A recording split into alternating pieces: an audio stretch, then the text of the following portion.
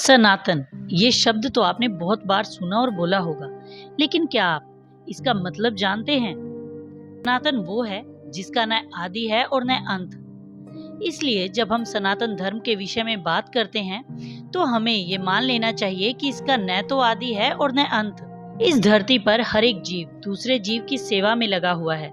जैसे मनुष्य अपने पशुओं की सेवा करते हैं और पशु जैसे गाय भैंस आदि दूध देकर अपने स्वामी की सेवा करते हैं, इसी तरह माता पिता पुत्र पुत्री की सेवा करते हैं और बुढ़ापे में पुत्र माता पिता की। यदि इसी भावना से खोज करते चले जाएंगे तो आप पाएंगे कि समाज में एक भी ऐसा जीव नहीं है जो दूसरों की सेवा में ना लगा हो।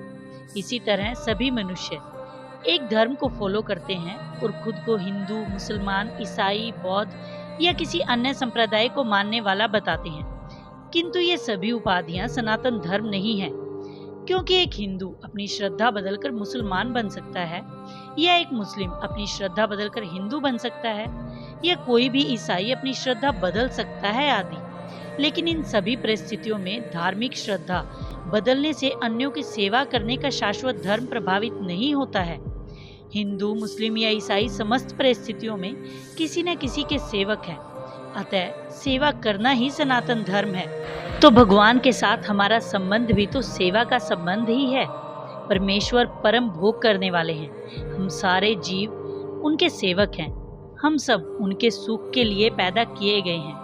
जिस तरह शरीर का कोई भी भाग हमारे पेट से सहयोग किए बिना सुखी नहीं रह सकता, इसी तरह परमेश्वर की दिव्य सेवा किए बिना भी जीव सुखी नहीं हो सकता। धर्म हमारे विश्वास को दिखाता है और विश्वास बदल सकता है।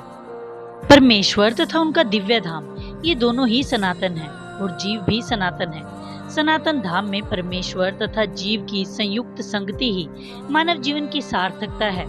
भगवान जीवों पर अत्यंत दयालु रहते हैं, क्योंकि वे उनके द्वारा पैदा किए गए हैं। भगवान कृष्ण ने भगवत गीता में घोषित किया है कि निसंदेह अपने अपने कर्मों के अनुसार अनेक प्रकार के जीव हैं। जैसे कोई अपने पिछले जन्म के कर्मों के अनुसार जंगली जानवर का जीवन मिला है, तो किसी को मनुष्य का। लेकिन कृष्ण कहते हैं कि वे उन सबके पिता हैं। इसलिए भगवान उन समस्त जीवों का उद्धार करने तथा उन्हें सनातन धाम वापस बुलाने के लिए अवतरित होते हैं। तो भगवान के साथ हमारा संबंध भी तो सेवा का संबंध ही है।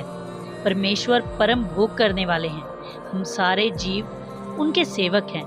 हम सब उनके सुख के लिए पैदा किए गए हैं। जिस तरह शरीर का कोई भी भाग हमारे पेट से सहयोग किए बिना सुखी नहीं रह सकता, इसी तरह परमेश्वर की दिव्य सेवा किए बिना भी जीव सुखी नहीं हो सकता। जब तक हम इस पृथ्वी पर हैं, तब तक बिना चूके अपने सनातन धर्म का पालन करते रहिए, यानी ईश्वर की सेवा में लगे रहिए। आई होप ये वीडियो आपको पसंद आया होगा, तो प्लीज़ वीडियो को लाइक करें। अपना कीमती समय देने के लिए धन्यवाद।